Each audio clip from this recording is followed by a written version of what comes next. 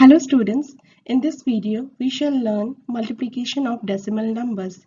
Let's start from the basics, as in multiplying a decimal number by a whole number first.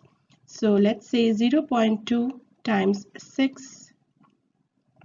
Here the first number is a decimal number and the second number is a whole number. So what we can do is we can take these numbers as whole numbers, both of them. So the first one would be 2, second one is 6.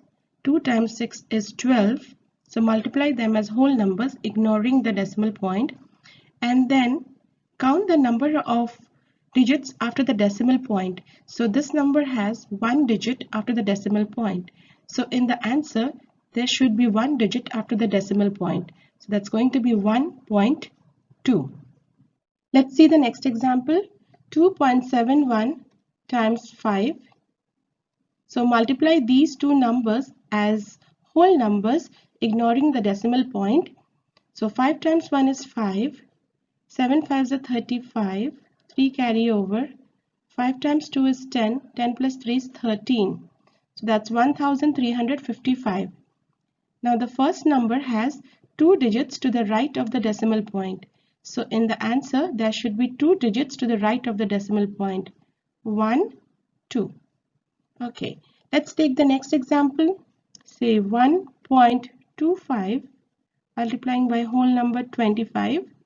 So assume the first number again to be a whole number and multiply as you would do. So 5 times 5 is 25. 2 carry over. 5 times 2 is 10 plus 2 is 12. 1. 5 ones are 5 plus 1 6. Put a 0 here. Now multiply by 2. 5 times 2 is 10. 1. 2 2s are 4, 5. 2 1s are 2. Now add these two numbers. 5, 2, 6 plus 5 is 11. Carry over 1. 2 plus 1 is 3. 3125. So the first number has two digits to the right of the decimal point. So the product should have two digits to the right of the decimal point. So 1, 2. So I place the decimal point here. Now let's see if I want to multiply two decimal numbers. Say for example 2.5 times 0.3. Now it's the same rule again. Multiply these two numbers as whole numbers first. So for 2.5 it would be 25, and for 0.3 that would be 0.3 or simply 3. 5 3s are 15. 1. 3 times 2 is 6 plus 1 7. So I would get 75. Now the first number has one digit to the right of the decimal point, and the second number also has one digit to the right of the decimal point. So that would be 1 plus 1, 2.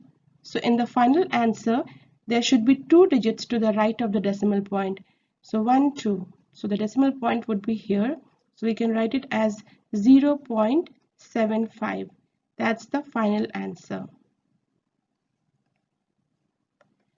Let us see the next example. 0.1 times 51.7. So we can multiply this as 1 times 517. Multiply these two numbers as whole numbers. So that would be 517. The first number has one digit to the right of decimal point, and the second number also has one digit to the right of decimal point. So 1 plus 1 equals to 2. So the final answer should have two digits after the decimal point. So the decimal point would be placed here, 5.17. Next example, let's say it's 11.2 times 0.15. So again, let's multiply these two as whole numbers first. 112 and 15. So that would be 5 times 2 is 10. 1 carry over. 5 ones are 5, 6. 5 ones are 5. Put a 0 here. 2 times 1 is 2. 1, 1. So that's 0. 6 plus 2 8. We are adding these two numbers. 5 plus 1, 6, 1680. So I'll write it here, 1680. Now let's see where to place the decimal point. Here we have one digit to the right of decimal point, and here we have 1, 2, two digits after the decimal point. So 1 plus 2 is 3. So the final answer should have 3 digits to the right of the decimal point. So 1, 2, 3. 1.680 is the answer for this question. Let us see one last example.